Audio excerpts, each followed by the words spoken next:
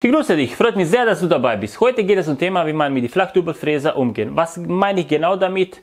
Ja, vor kurzer Zeit war ich angefragt von meinem Hobbyhandwerker, weil er wollte ein offenes Regal für seine Küche bauen. Er wusste nicht, wie er die mittlere Boden einfach einbauen kann. Weil oben und unten, das ist klar, er hatte das kapiert, hat geklappt, aber in der Mitte, er hat ein bisschen Probleme. Ich habe ihm einfach gezeigt, wie ich das mache. Das ist ganz einfach und das geht schnell.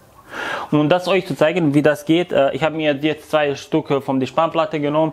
Das ist die Rohspannplatte, was hat die da einfach umliegen. Und auf die Breite habe ich mir auf die Maße geschnitten, wie ungefähr die Hängeschränke von der Küche.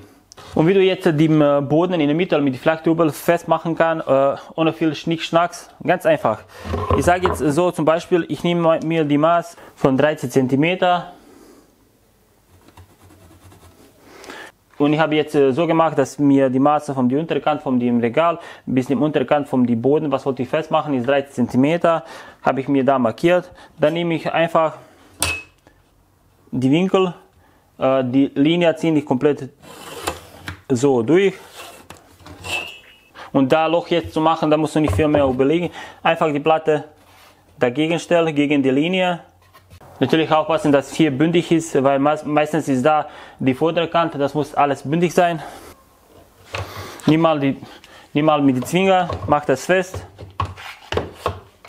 Und bei einem Flachdübelfräser musst du so nachstellen, dass der Anschlag, was kannst du jetzt umklappen, ganz hinten festmachen, weil dann musst du so rechtwinklig haben und dann kannst du schon mal die Loch machen.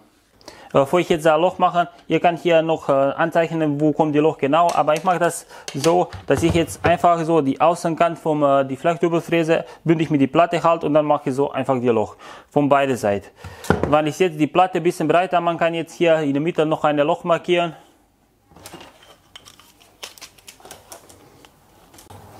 Und dann extra zusätzlich noch ein Loch machen. Und dann hier Loch zu machen, hier muss alles bündig sein, hier oben bündig mit der Linie. Stelle ich meine Flachdübelfräse und ich mache erst die Loch in die Querträger und dann in die Seiten.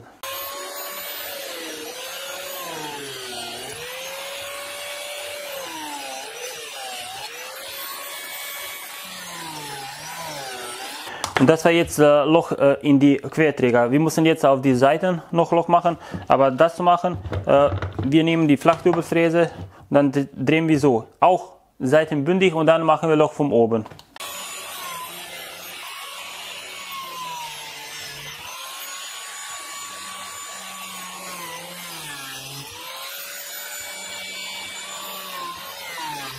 Und das war es. Einfach jetzt die Zwinger weglassen, die Flachdübel nehmen und jetzt gucken wir, ob das passt. Und das war so einfach, passt alles. Und jetzt, wie gesagt, da war geplant, dass da Abstand 30 cm ist, das passt auch. Und dann ist nur eine Sache, man muss aufpassen, weil das habe ich hier für die Zechenmäßig von dem Video gemacht, nur eine Verbindung und das passt, die Abstand habe ich die gleiche, alles wie es muss. Wenn man jetzt sowas baut, und das geht meistens immer zwischen die 2 Seiten vom Korpus oder in die Küchenschränke oder sowas, dann ist besser immer zu markieren, welche Seite ist oben, dass man immer die gleiche Seite oben hat beim Dübel, dass nicht die kleine Unterschied entsteht. Und jetzt habt ihr gesehen, so einfach kann es gehen. So eine Verbindung für die Hängeschränke, Vitrine und sonst was kann jeder erschaffen. Ich bedanke mich und ich grüße euch bis nächstes Mal.